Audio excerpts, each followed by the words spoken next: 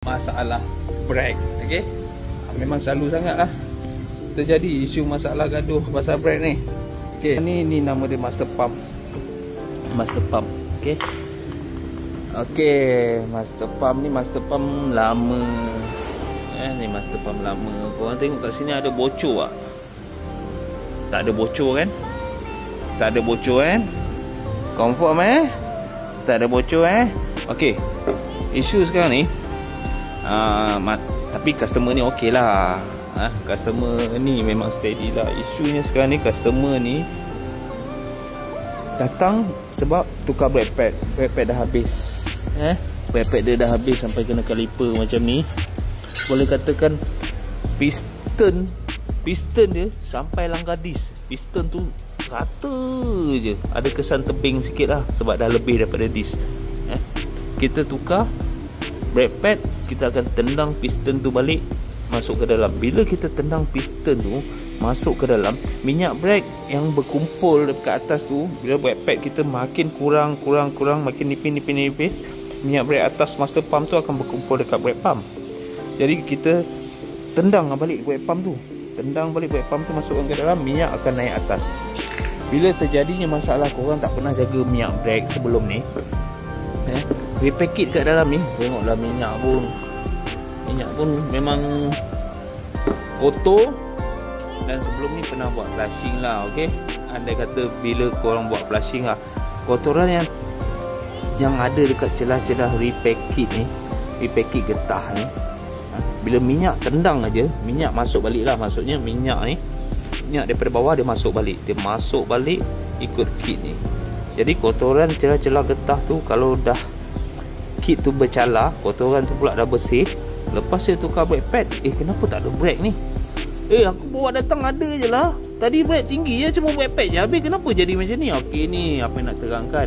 Bila korang tukar brake pad, lepas tukar brake pad tiba-tiba tak ada brake rendah ke bawah, minyak cukup, ini bermakna kelemahan dia, brake pump korang ni dah bermasalah. Dia miss pressure, dia tak bocor tapi miss pressure. Miss pressure maksudnya kit dalam ni dia dah bercala, dah bocor. Maknanya kejadian macam hari ni, kita terpaksa lah tukar brake pump baru. Kadang-kadang dah apa yang dah biasa dah hadap benda ni, dah ramai dah jumpa customer yang macam ni. Tapi customer bila apa yang sendiri turun bagi keterangan pada customer, baru customer jelas dah faham.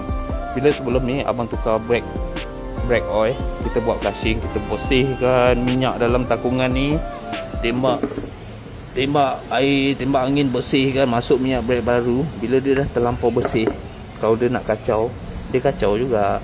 Tapi hari ni macam kes ni, dia nak kacau, dia kacau juga, benda tak bocor. Tapi dia kit dalam ni dah bercala, dah berlaku kebocoran. Bila minyak tendang masuk balik naik atas, kita nak tukar brake pad je. Minyak tendang balik, naik ke atas balik, tiba-tiba dah tukar brake pump, brake pad, pump tak ada brake.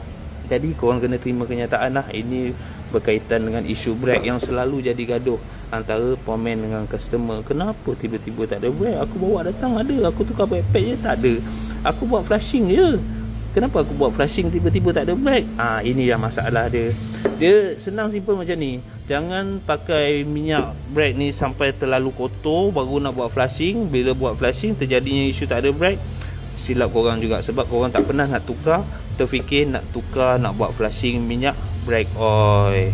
Jadi korang kenalah jaga brake oil korang, jangan bagi terlalu kotor sangat. Kalau nampak dah kerus sikit, gelap sikit color dia, tukarlah. Kalau korang tanya Apeng, setiap berapa ribu kena tukar minyak brake pad?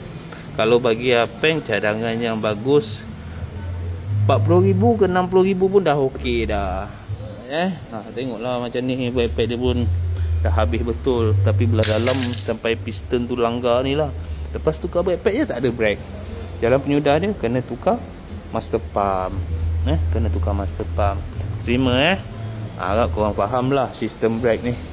Semoga bermanfaat buat korang semua.